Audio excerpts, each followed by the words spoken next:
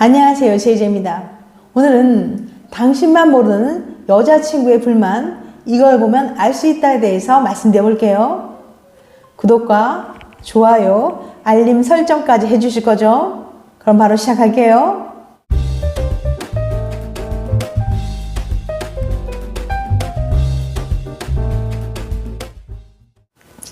을의 연애. 연애 6개월 차인 김모양. 그녀의 연애엔 한 가지 문제가 있습니다. 바로 관계의 주도권이 남자친구에게 있다는 거예요. 예를 들어 볼게요. 데이트 코스도 남자친구가 오늘은 영화 보자. 그러면 여자친구는 그래. 속으로는 산책하고 싶은데 말이죠. 또 식사 메뉴도 남친이 저녁은 탕수육 먹고 싶어. 그러면 여자는 그래 하면서 속으로는 탕수육 별론데 이러고 있는 거예요. 또 심지어 데이트의 시작과 끝도 남자친구가 결정해요. 여친이 나 저기 가보고 싶어 라고 말해도 남자친구가 나 피곤하다 집에 가자 이렇게 결정하는 거죠. 을의 연애를 하는 불쌍한 김모양. 제대로 말도 못하고 꾹꾹 참고 있네요. 그렇게 참고 참더니 오늘 불만이 터질지 몰라요. 나이키 대 아디다스.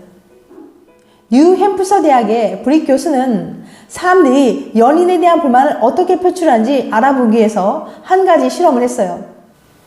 브릭 교수는 먼저 연애 중인 292명을 모집해서 관계의 주도권을 알아보기 위해 몇 가지 질문을 한 뒤, 첫 번째 질문, 중요한 결정은 누구의 의견을 주로 따르나요? 그래서 다양한 브랜드 로고를 보여주면서 그 중에서 연인이 좋아하는 브랜드를 체크해 달라고 부탁했어요. 그 다음 질문은 연인이 어떤 브랜드를 좋아하나요? 라고 물어봤어요. 예를 들면 나이키 대 아디다스 이렇게요. 그런 다음 참가자들에게 연인이 나를 힘들게 했던 경험에 대한 짧은 글을 한 편 쓰게 했어요.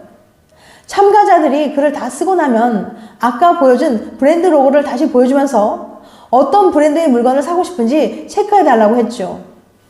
과연 결과는 어떻게 되었을까요?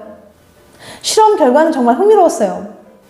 관계의 주도권이 없는 사람들은 연인이 안 좋아하는 브랜드를 선택할 확률이 높았거든요. 연애에 을인 사람들은 갑인 사람들에 비해서 연인이 좋아하지 않는 브랜드를 2배 이상 더 많이 선택했어요. 아니, 주도권이 약한 사람들은 정말 이렇게 불만을 표출한다고요? 소심한 복수. 불만이 생겨도 금방 말하고 푸는 갑과 달리 을은 직접적으로 불만을 표출하기 어렵습니다. 그래서 평소 쌓였던 불만을 무의식적으로 표출하죠. 재밌는 건 이 방법이 실제로 효과가 있다는 거예요. 연인이 좋아하지 않는 물건을 사는 것만으로도 관계의 불만을 해소하는 데 효과가 있어요. 을은 자기 나름대로 계속 소심한 복수를 하고 있는 셈이죠. 정말 신기하네요. 혹시 평소 본인이 관계의 주도권을 쥐고 있다고 생각하는 분들은 지금 얼른 반성하세요. 계속 그러다간 연인이 이상한 물건만 사준다고요. 나는 코카콜라가 마시고 싶은데 펩시를 사준다든지, 맘스터치 햄버거를 좋아하는데 롯데리아 햄버거를 사준다든지 말이에요. 사랑이란, 사람들은 누구나 사랑에 대한 자신만의 믿음을 가지고 있어요. 이를테면 사랑은 늘 뜨거워야 한다거나 사랑한다면 항상 이해해야 한다 같은 것들 말이죠. 이런 믿음들은 사랑을 단단하게 만들고 연인들을 좋은 방향으로 이끌기도 하지만 때로는 사랑을 아주 망쳐놓기도 한다는데요. 펜실베니아대 앱스타인 교수는 그 잘못된 믿음들이 무엇인지 알고 싶었어요.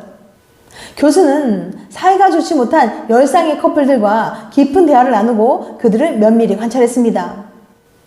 오랜 탐구 끝에 연인들의 사이를 갈라놓는 잘못된 믿음들을 찾아냈고 그것을 총 5가지로 정리했어요. 여러분도 한번 체크해보세요. 첫 번째, 우린 늘 비슷해야 해. 연인과 생각이나 의견이 달라 자주 싸우고 있나요? 너무 걱정하지 마세요. 이건 당연한 일이니까요. 오히려 사랑한다면 늘 의견이 비슷해야 한다고 생각하는 분들이 위험해요. 혹여나 다른 생각을 가지고 있더라도 하나로 맞춰야 한다는 믿음 말이에요. 이런 믿음을 가진 사람들은 상대방에게 늘 내 의견을 강요하거나 이야기가 필요한 시점에 피해버려요. 생각이 다를 바에 차라리 모른 체 하는 게 좋다고 생각하는 거죠. 두 번째, 말하지 않아도 알아요. 정말 서로를 사랑한다면 눈빛만 봐도 서로의 속마음을 알 수 있어야 한단 말 들어본 적 있나요? 하지만 이 말에 절대 고개를 끄덕이시면 안 됩니다. 이런 분들은 상대가 조금만 내 마음을 몰라줘도 금방 실망해버려요. 반대로 묻지도 않고 지레짐작해서 상대방의 마음을 오해하는 경우도 있고요. 이야기를 나누면 간단히 해결될 문제를 아주 크게 만들기도 합니다. 세 번째, 사람은 절대 변하지 않아. 늘 이런 말을 입에 달고 사는 분들이 있어요. 어차피 사람은 안 변해 라고요. 특히 갈등이 생겼을 때 이런 얘기를 하면서 그냥 넘겨버리려고 하는 거죠. 노력하면 해결할 수 있는 일이 많은데도 말이에요. 얘기하면 뭐해? 사람은 변하지 않아. 이렇게 생각하는 거예요. 이런 사람들은 연인 사이의 문제를 해결하려 적극적으로 나서지 않아요. 의지가 없으니까 작은 문제도 해결될 리가 없겠죠. 네 번째, 늘 만족시켜야 해. 커플이라면 늘 스킨십으로 서로를 만족시켜야 한다고 생각하는 사람들도 있어요. 진짜 사랑하는 사람이라면 만족시켜줘야 하는 거 아니야? 이런 식으로 말이죠. 이런 분들은 내 만족을 위해서 상대방에게 스킨십을 강요하거나 오히려 큰 부담감을 느껴서 상대를 만족시키지 못하기도 해요. 스킨십도 시간을 통해서 충분히 맞춰갈 수 있는 문제인데 말이죠. 다섯 번째, 자고로 여자라면, 남자라면 이렇게 말하는 사람들이 있어요. 남자들은 다 애야.